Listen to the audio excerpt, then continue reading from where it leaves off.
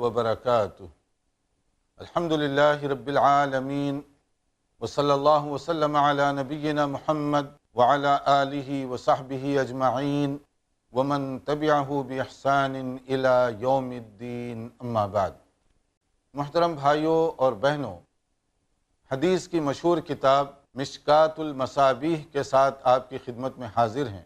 ये सिलसिला दर्स हदीस का इसलिए शुरू किया गया कि इसके ज़रिए से हम ये मालूम कर सकें कि रसूल अकरम सल्लल्लाहु अलैहि वसल्लम ने अपनी उम्मत के लिए क्या तोहफ़ा दिया है। रसूल अकरम सल्लल्लाहु अलैहि वसल्लम की हिदायत, आपके फ़रामीन और आपके इरशादात आलिया क्या हैं। नबी करीम सल्लल्लाहु अलैहि वसल्लम से क़द्र व मोहब्बत सिर्फ ज़िंदगी के मखसूस मसाइल में नहीं बल्कि हर जगह होने की ज़रूरत है।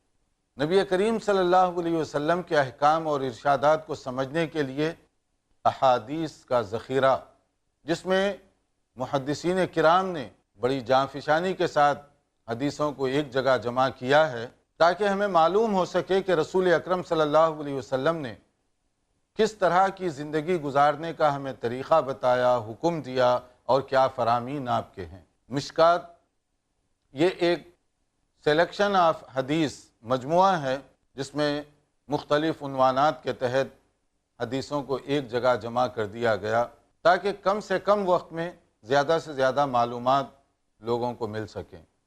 आज हमारे सामने जो इस अहम किताब मिशकात का चैप्टर है, क्योंकि हम तरतीब के साथ तमाम अबवाब और हर बाब में पाई जाने वाली अहादीस, उसका मुताला, उसका निचोड़ आपके सामने पेश कर रहे हैं। इस वक्त जो अहम उन्वान है वो घर घर की ज़रूरत है, वो मुसलमान और गैर मुस्लिम हर एक की ज़रूरत है। किताबुल इल्म, इल्म का चैप्टर, इल्म, नॉलेज, एजुकेशन, सीखना, सिखाना, ये सारी चीज़ें इसके अंदर ज़िक्र की गई। आप तालीम की इस्लाम में अहमियत को इस चैप्टर के ज़रिए से भी समझ सकते हैं। फिर मेरे कहने की, आपको सुनने की ज़रूरत नहीं पेश आएगी कि इल्म की क्या अहमियत है और इस्लाम ने उसको किस नज़र से देखा है। पहली वही रसूल अकरम सल्लल्लाहु अलैहि वसल्लम पर जब नाजिल की गई, उस वक्त मक्का मुकर्रमा और जज़ीरे अरबिया में और फिर दुनिया भर में वो कौन सी खराबियाँ थीं जो नहीं पाई जाती थीं। ईमान व अक़ीदे की खराबी वहाँ थी, आमाल की खराबियाँ पाई जाती थीं, अखलाक मुआमलात की खराबियाँ थीं, हर तरह की कमज़ोरियाँ थीं। मगर पहली वही जो नाजिल हुई, सूरह अलक़ की इब्तिदाई 5 आयात, इक़रा बिस्मि रब्बिकल्लज़ी खलक़, ये जो पहली वही में 5 आयात नाजिल हुई, इसमें 5 मरतबा इल्म पढ़ो, पढ़ने लिखने और उसके आलात का जिक्र किया गया। इससे आप अंदाज़ा करें कि सबसे पहले किस चीज़ को एड्रेस किया जा रहा है। अगर वहाँ पाई जाने वाली किसी खराबी के ज़रिए से गुफ्तगू का आगाज़ होता, कोई भी उसको गलत नहीं कह सकता था, मगर सबसे पहला आगाज़ सीखने, सिखाने, पढ़ने, पढ़ाने, उससे किया जा रहा है। इससे आप अंदाज़ा कर सकते हैं कि इस्लाम ने तालीम को क्या मुकाम दिया, पढ़ने को क्या मुकाम दिया। हत्ता के अक़ीदे की दुरुस्तगी के लिए भी इल्म की ज़रूरत है, वरना आप कैसे पहचानेंगे कि तौहीद और शिर्क में फ़र्क क्या है, सुन्नत और बिदअत क्या है। इसके जानने के लिए भी तो इल्म की ज़रूरत है। तो गोया मुझे अपने ईमान और अक़ीदे को दुरुस्त करने के लिए भी नॉलेज की ज़रूरत होगी, अपने आमाल को ठीक बनाने के लिए भी इल्म की ज़रूरत होगी, वरना मुझे क्या मालूम कौन सा काम सुन्नत के मुताबिक है और कौन सी चीज़ सुन्नत के ख़िलाफ़ जा रही है। इन चीज़ों के लिए भी इल्म की ज़रूरत है। इसीलिए कुरान करीम में जो बात बताई गई, सूरह ज़ुमर की आयत 9, ये सुनने वाले हमारे तमाम भाई और बहनें इसको याद रखें ताकि उन्हें मालूम हो इल्म और अहले इल्म का मुकाम और रुतबा इस्लामी नुक्ते नज़र से क्या है। कुल हल यस्तविल्लज़ीना यअलमून वल्लज़ीना ला यअलमून, कि वो लोग जो ज़ेवर इल्म से आरास्ता हैं और वो जो इससे महरूम हैं, क्या दोनों बराबर हो सकते हैं। दोनों में इतना फ़र्क है जितना रात और दिन के दरमियान, रोशनी और अंधेरे के दरमियान जो फ़र्क होता है, ये अहले इल्म और जो इल्म से महरूम हैं उन दोनों के दरमियान इतना फ़र्क रखा गया है। अल्लाह ताला ने अहले इल्म का रुतबा और दर्जा बहुत बुलंद किया। یرفع اللہ الذین آمنوا منکم والذین اوتوا العلم درجات، اللہ کے نزدیک وہ لوگ جو اہل علم ہیں اور جو لوگ ایمان کی زندگی بسر کر رہے ہیں ان کے درجات بہت بلند ہیں، اور اللہ تعالیٰ ان کو مزید عطا فرماتا ہے۔ اور علم کیوں اتنا ضروری ہے؟ اس لیے کہ کہا گیا انما یخشی اللہ من عبادہ العلماء، اس لیے کہ اللہ تعالیٰ کی خشیت بھی علماء سمجھتے ہیں، اللہ تعالیٰ کا ڈر، اللہ تعالیٰ کا تقوی، اللہ کے احکام کی معرفت، اس کے لیے بھی علم کی ضرورت ہے، اور وہی لوگ اس سے آشنا بھی ہوتے ہیں۔ اور جو لوگ شرک کرتے ہیں، جو سب سے بڑا گناہ ہے، میجر سن ہے، اس کا بھی سبب کیا بتایا گیا؟ وما قدر اللہ حق قدری، اس لیے کہ وہ لوگ اللہ تعالیٰ کی قدر کو نہیں پہچانتے، اسی لیے وہ شرک میں مبتلا ہوئے۔ تو یہ چند آیات اس موضوع سے متعلق یہاں پر ہیں، اور جو پس منظر ہے چند باتیں، یہ تمہیدی طور پر یہ سمجھنے کے لیے کہ علم کو اسلام نے کس حیثیت سے دیکھا ہے، اور پھر علم سے مراد کون سا علم، کیونکہ یہ بھی تو ہمارے ہاں بحث ہوتی ہے کون سا علم، کیونکہ حدیث جو صحیح حدیث ہے، رسول اکرم صلی اللہ علیہ وسلم نے ارشاد فرمایا طلب العلم فریضۃ علی کل مسلم، کہ علم کا حاصل کرنا ہر مسلمان پر فرض ہے، چاہے وہ مرد ہو یا عورت ہو۔ اب کون سا علم ہے یہاں پر جس کا حاصل کرنا ہر ایک کے لیے فرض قرار دیا جا رہا ہے؟ ظاہر ہے ہر آدمی ڈاکٹر تو نہیں بن سکتا، تو وہ علم نہیں ہو سکتا، نہ ہر آدمی انجینئر بن سکتا ہے، نہ ہر آدمی اکاؤنٹنٹ بن سکتا ہے، تو کون سا علم ہے پھر جو سب مسلمانوں کے لیے ضروری ہے؟ اسی طرح سے دینی بیک گراؤنڈ میں اگر آپ دیکھیں تو کیا ہر آدمی محدث بن سکتا ہے؟ ہر آدمی فقیہ بن سکتا ہے؟ ہر آدمی مفسر بن سکتا ہے؟ نہیں بن سکتا۔ تو پھر آخر وہ کون سا علم ہے جو سب پر فرض کر دیا گیا؟ اگر سب کے لیے یہ ضروری قرار دیا جاتا کہ ہر مسلمان مفسر بنے یا ہر مسلمان محدث بنے، اسکالر آف حدیث، یا ہر مسلمان فقیہ بنے، یہ ناممکن تھا، کیونکہ انسان کی طبیعت، انسان کی صلاحیتیں ایک دوسرے سے بڑی مختلف ہوتی ہیں۔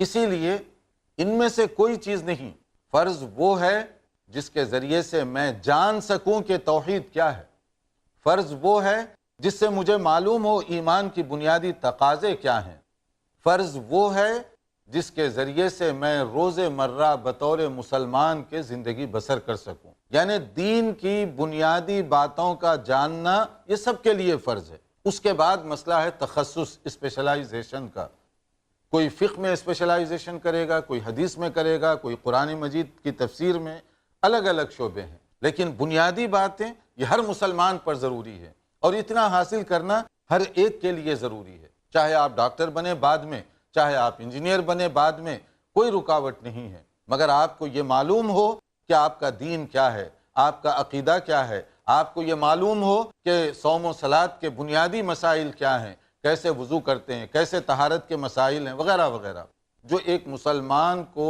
باعمل جو آدمی ہے عملی زندگی گزارنے کے لیے روزانہ استعمال میں آنے والی چیزیں، اس کی معرفت یہ ہر ایک کے لیے ضروری ہے۔ اسی لیے قرآن کریم میں اس کی تاکید کی گئی، فلولا نفر من كل فرقة منهم طائفة ليتفقهوا في الدين ولينذروا قومهم اذا رجعوا اليهم، کہ ایک گروپ ہونا چاہیے تفقہ فی الدین، اسپیشلائزیشن، ماہرین کا۔ یہ نہیں کہا کہ سب ماہر بن جائیں، کیونکہ یہ ممکن ہی نہیں ہے کہ سب ماہر بنے، نہ انسان کی یہ صلاحیت ہے کہ سب ایک ہی شعبے کے اندر ماہر بنے، نہ سب آدمی ڈاکٹر بن سکتے ہیں، نہ سب آدمی محدث بن سکتے ہیں، ہر ایک کی اپنی اپنی صلاحیتیں اور ذہنی رجحان۔ تو قرآن کریم کی اس آیت میں یہ بات بتائی گئی کہ ایک جماعت کو تخصص، اسپیشلائزیشن کی طرف توجہ دینی چاہیے، اور اس کے علاوہ باقی جو بنیادی چیزیں سیکھنے کے بعد آپ جس چیز میں ماہر بننا چاہیں وہاں اس چیز میں آپ ماہر بن سکتے ہیں۔ تو علم کو ہم پہلے دو حصوں میں تقسیم کر لیں آسانی سے سمجھنے کے لیے، ایک جس کو ہم کہتے ہیں عصری علوم، ماڈرن ایجوکیشن، اور ایک جس کو ہم کہتے ہیں شرعی علوم۔ اس کو بعض لوگوں نے اس طرح کا بھی نام دیا، دینی علوم، دنیاوی علوم۔ یہ تقسیم درست نہیں ہے۔ دینی اور دنیاوی کی تقسیم اس کے استعمال اور نیت کی بنیاد پر ہوتی ہے، اس لیے کسی چیز کو دینی اور دنیاوی نہیں، بلکہ ایک ڈاکٹر کی نیت اچھی ہے اور وہ ایک عظیم مقصد کے لیے ڈاکٹر بنتا ہے، تو کیا وہ دینی نہیں ہے؟ یا اسی طرح سے ایک آدمی کوئی اور شعبے میں جاتا ہے تاکہ خدمت خلق کا فریضہ انجام دے سکے، تو کیا وہ دینی کام نہیں ہوگا؟ تو اس لیے دینی اور دنیاوی کی تقسیم اس طرح سے درست نہیں ہے۔ ہاں، آپ یہ کہیں کہ ماڈرن ایجوکیشن، عصری تعلیم، جس کو لوگ بھی آسانی کے ساتھ سمجھ لیں، اور شرعی علوم، تو اس کو آپ دو حصوں میں یوں تقسیم کریں، اور اس کے بعد جو شرعی علوم ہیں اس میں بھی دو حصے کر لیں۔ ایک وہ جس کا حاصل کرنا تمام مسلمانوں کے لیے ضروری ہے، اور وہ جیسے میں نے کہا دین کی بنیادی باتیں، یہ ہر ایک پر ضروری ہے۔ اس کے بعد تخصص، اسپیشلائزیشن کا مسئلہ ہے جو اپنے اپنے ذوق کے مطابق لوگ حاصل کریں گے۔ کوئی جانا چاہتا ہے حدیث کے فیلڈ میں، کوئی تفسیر کے فیلڈ میں، کوئی میڈیکل فیلڈ میں، کوئی انجینئرنگ کے فیلڈ میں، یہ جدھر چاہے وہ جا سکتے ہیں۔ اسلام نے کسی پر کوئی پابندی نہیں لگائی ہے۔ عجبا عجبت لغفلة الإنسان قطع الحياة بعد ہر نشانی ظاہر ہوگی۔ پوری دنیا کے اندر حالات بڑی تیزی سے بدل رہے ہیں، تو یہ ہمیں کس بات کی طرف اشارہ کرتا ہے؟ دراصل حالات کی یہ تبدیلی اشارہ ہے قیامت قریب ہے۔ ہر علامت سامنے آئے گی۔ قیامت کی نشانیوں سے مراد وہ بھیانک واقعات ہیں جو آخری زمانوں میں رونما ہوں گے۔ قیامت سے پہلے جانیے شیخ مصطفیٰ اجمل مدنی سے ہر منگل رات 8 بجے صرف i+TV پر، بہتر زندگی کے لیے۔ حقیقی کامیابی کے روشن اصول جانیے شیخ حافظ عبد التواب سے قرآن اور حدیث کی روشنی میں دین و دنیا کی حقیقی کامیابی کے روشن اصول، ہر بدھ دوپہر 2:30 بجے اور رات 8 بجے صرف i+TV پر، بہتر زندگی کے لیے۔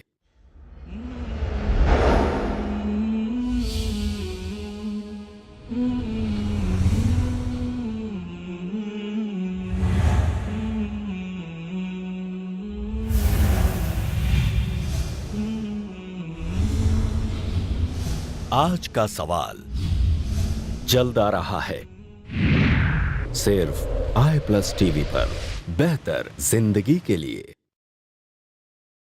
نبی اکرم صلی اللہ علیہ وسلم معاف کر دینے میں سب سے آگے۔ کوئی غیر مسلم تڑپ رہا ہو اور آپ کے خون دینے کی وجہ سے اس کی جان بچ سکتی ہے، ضروری ہے کہ آپ یہ اجر کمائیں۔ اللہ تعالیٰ نے فرمایا ایک معصوم کو مارنا پورے انسانوں کو مارنے کا گناہ لکھا جائے گا۔ آتنکواد کا ویرودھ شیخ ارشد بشیر مدنی کے ساتھ ہر منگل رات 9:30 بجے صرف i+TV پر، بہتر زندگی کے لیے۔ لائبریریز میں اسلام ہے، آپ کے گھروں کی الماریوں میں بھی اسلام ہوگا کتابوں کی شکل میں۔ آپ کے واٹس ایپ پہ میسج آتے اسلام کے، فیس بک پہ اسلام ہے۔ اسلام سب جگہ پہ ہے، خالی ایک جگہ پہ نہیں ہے، ہماری زندگی میں نہیں ہے۔ دین فار ٹینز دیکھیے نثار نڈیاڈوالا کے ساتھ ٹین ایجرز کے لیے ایسا سبق جو زندگی کی سچائی کو اسلام کی نظروں سے محسوس کرا دے۔ ہر جمعہ دوپہر 3:30 بجے اور شام 7 بجے صرف i+TV پر، بہتر زندگی کے لیے۔ اللہ کا یہ بہت بڑا احسان ہے انسانوں پر کہ اس نے انہی میں سے ان کے اندر رسول بھیجا، جو رسول ان پر اللہ کی آیات پڑھ کر سناتا ہے، جو رسول ان کے نفس کا تزکیہ کرتا ہے، جو رسول ان کو کتاب و حکمت کی تعلیم دیتا ہے، حالانکہ یہ لوگ اس سے پہلے کھلی ہوئی گمراہی میں تھے۔ پیغام سیرت النبی جانیے شیخ شمیم فوزی سے سیرت النبی کی وہ تعلیمات جو ہر انسان کے لیے بے حد ضروری ہے، ہر پیر دوپہر 2:30 بجے اور رات 8 بجے صرف i+TV پر، بہتر زندگی کے لیے۔ عجبا عجبت لغفلة الإنسان قطع الحياة بعد دین کی بنیادی باتیں، یہ ہر ایک پر ضروری ہے۔ اس کے بعد تخصص، اسپیشلائزیشن کا مسئلہ ہے جو اپنے اپنے ذوق کے مطابق لوگ حاصل کریں گے۔ کوئی جانا چاہتا ہے حدیث کے فیلڈ میں، کوئی تفسیر کے فیلڈ میں، کوئی میڈیکل فیلڈ میں، کوئی انجینئرنگ کے فیلڈ میں، یہ جدھر چاہے وہ جا سکتے ہیں۔ اسلام نے کسی پر کوئی پابندی نہیں لگائی ہے۔ اور اس کی دلیل دیکھیے صحابہ کرام کے طرز عمل سے۔ ایک موقع پر رسول اکرم صلی اللہ علیہ وسلم کو جب مدینہ منورہ میں آپ تشریف لائے تو وہاں بعض اہل کتاب اور خاص طور پر یہودیوں کے ساتھ خط و کتابت وغیرہ کی ضرورت پیش آئی، تو وہ لوگ جان کر اپنی زبان کا سہارا لیا کرتے تھے، اور پھر یہ بڑی پیچیدگی ہوتی تھی کہ وہاں ایک مترجم کا انتظام کیا جائے، کہ کوئی ایسا ٹرانسلیٹر ہو جو ان کے پیغام کو مدینہ منورہ صحیح طور پر پہنچائے اور پھر یہاں کے پیغام کو وہاں پہنچائے۔ نبی صلی اللہ علیہ وسلم نے اس کو پسند نہیں فرمایا کہ ہم دوسروں کی مدد کیوں لیں۔ پھر آپ نے اپنے ایک صحابی حضرت زید رضی اللہ تعالیٰ عنہ کو اس کے لیے اپوائنٹ کیا خاص طور پر کہ جا کر وہ زبان سیکھو۔ یہ بہت نکتہ ہے غور کرنے کا۔ اور حضرت زید ایسے ذہین تھے ماشاءاللہ، ایسے انٹیلیجنٹ کہ وہ صرف 2 ہفتے کے اندر وہ پوری لینگویج میں مہارت کر کے واپس آئے، لکھنا پڑھنا بولنا ساری چیزوں میں مہارت صرف 2 ہفتے کے اندر۔ اور پھر اس کے بعد جو خط و کتابت کی اس زبان میں ضرورت پیش آئی ان سے کام لیا جاتا رہا۔ تو اب مسلمان گویا دوسروں کے مجبور اور محتاج نہیں بنے۔ مگر اس میں ایک نکتہ اور بھی ہے، جو حدیثیں لوگ پڑھتے ہیں مگر غور نہیں کرتے تو ان کی نظروں سے اوجھل ہو جاتا ہے، اور وہ نکتہ کیا ہے؟ ایسی لینگویج سیکھنا جس کی ضرورت ہو، جس کے ذریعے سے آپ چاہے تبلیغ دین کا فریضہ انجام دیں یا جس کے ذریعے سے کمیونیکیشن یا اس طرح کی کوئی چیز، تو یہ بھی سنت سمجھی جائے گی، یعنی صرف جائز نہیں بلکہ سنت سمجھی جائے گی۔ اگر کوئی ایسی زبان فارن لینگویج یا ایسی زبان جس کے ذریعے آپ دین کی بات دوسروں کو پہنچانا چاہتے ہیں تو صرف جائز کے حد میں نہیں بلکہ یہ سنت کا ثواب بھی اس کو ملے گا، اس جذبے سے وہ زبان اگر سیکھ رہا ہو۔ اور اس کی دلیل صحابی کا یہ عمل جو نبی صلی اللہ علیہ وسلم نے اس زمانے میں جس غیر عربی کی ضرورت پیش آئی آپ نے ان کو سیکھنے کے لیے مقرر فرمایا، وہ اس زبان کے اندر ماہر بنے۔ اگر کسی کو کوئی اور زبان میں مہارت کی ضرورت ہے وہ سیکھ سکتا ہے، یہ اس کی دلیل ہے۔ تو سنت پر عمل اور اس کا ثواب بھی اس کو پورا ملے گا۔ اور اسی طرح سے نبی کریم صلی اللہ علیہ وآلہ وسلم نے سیکھنے سکھانے پر اتنا زور دیا کہ آپ نے تو فرمایا اللہ تعالیٰ نے مجھے معلم بنا کر بھیجا، معلم استاذ، ٹیچر، مدرس، سکھانے والا، یہ بنا کر اللہ تعالیٰ نے مجھے بھیجا۔ اور رسول اکرم صلی اللہ علیہ وسلم اس کو بہت زیادہ اہمیت دیا کرتے تھے۔ مدینہ منورہ کے اندر شروع کے زمانے میں مالی طور پر بڑے پرابلمز تھے کیونکہ ابھی سیٹلمنٹ کا دورہ تھا، مگر اس کے باوجود سیکھنے اور سکھانے علم کو اتنی اہمیت دی گئی کہ بعض مکے کے وار پریزنر، جنگی قیدی جنہیں لکھنا پڑھنا آتا تھا، آپ نے ان سے بھی مدد لی۔ اب ظاہر ہے کہ مکے کے مشرک جو اسلام کے خلاف ہیں، کیا وہ قرآن پڑھا رہے تھے؟ نبی کریم صلی اللہ علیہ وسلم کی احادیث سکھا رہے تھے مسجد نبوی میں یا مدینہ منورہ کے اندر؟ نہیں، وہ صرف پڑھنا لکھنا سکھاتے تھے۔ تو نبی صلی اللہ علیہ وسلم نے ضرورتاً ان کی بھی مدد لی۔ تو اس کا معنی یہ ہوا کہ کسی کی بھی مدد سیکھنے اور سکھانے کے لیے حسب موقع اور حسب ضرورت لی جا سکتی ہے۔ اور اسی طرح سے آپ دیکھیں گے کہ بعد میں صحابہ کرام نے اس کو کتنی اہمیت دی، اور حضرت عمر رضی اللہ تعالیٰ عنہ کے زمانے میں کس طریقے سے مدرسین کے لیے باقاعدہ اس کو ایک صیغہ بنا دیا گیا، یعنی ایک سمجھ لیجئے کہ شعبہ اور ایک ڈپارٹمنٹ بنا دیا گیا، جیسے حکومت کے مختلف ڈپارٹمنٹ اور شعبے ہوتے ہیں اسی طرح سے شعبہ بنا دیا گیا۔ تو ان باتوں سے ہم اچھی طرح سے سمجھ سکتے ہیں کہ علم کا کیا مقام ہے۔ اور پھر علم ہی کی بات جس کے اندر نبی کریم صلی اللہ علیہ وسلم نے جو ارشاد فرمایا کہ علم کے اندر بہت اونچا درجہ، جیسے میں نے کہا دین کا علم، یعنی دین سے مراد یہاں پر قرآن مجید کا علم، کیونکہ سارے دین کی بنیاد قرآن مجید میں ہے۔ تو اس میں فرمایا گیا، جیسے صحیح بخاری کے الفاظ ہیں، خیرکم من تعلم القرآن وعلمہ، تم میں بہترین آدمی وہ ہے کون؟ جو زیادہ امیر بن جائے، جس کا بینک بیلنس بڑا ہیوی ہو جائے، جس کی پراپرٹیز بہت زیادہ ہوں؟ نہیں، رسول اکرم صلی اللہ علیہ وسلم نے ارشاد فرمایا تم میں بہترین آدمی وہ ہے جو قرآن کا علم حاصل کرے اور دوسروں کو سکھائے۔ جو قرآن مجید کا علم حاصل کرے اور دوسروں کو سکھائے، اس کے لیے اس کو کہا گیا کہ وہ بہترین ہے۔ اب یہاں بھی بیلنس خراب ہو گیا۔ بہت سارے لوگ جو قرآن کریم حفظ کرتے ہیں یا اس کا پڑھنا سیکھتے ہیں، آگے پھر اس کے بعد دینی تعلیم سے ان کا رشتہ، شرعی تعلیم سے ان کا رشتہ کمزور اور ناقص ہو جاتا ہے۔ بعض محلوں کی مساجد میں ایک نظام ہے کہ قرآن کریم اس کی ریسیٹیشن پڑھنا سکھا دیا جاتا ہے، کچھ صورتیں سکھائی جاتی ہیں۔ مقصد یہ ہوتا ہے کہ بچے کی عمر کے لحاظ سے چھوٹی چھوٹی صورتیں بتائی جائیں اور آگے چل کر وہ اس میں ترقی کرے گا، یہ مقصد ہوتا ہے۔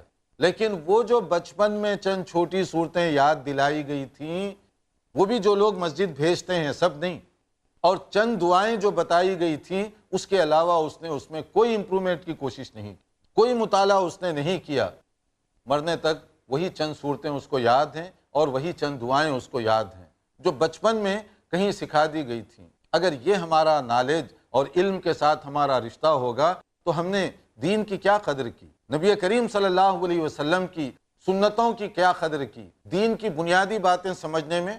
آپ ان چیزوں کو اپنے ذہن میں رکھیے، اور مشکات کے اندر کتاب العلم کے ذریعے سے جو احادیث پیش کی گئیں اور خاص طور پر علم کے حوالے سے اس میں تفصیلی جو احادیث ہیں انشاءاللہ تعالی ہم اپنے آئندہ لیکچر میں بیان کرنے کی کوشش کریں گے۔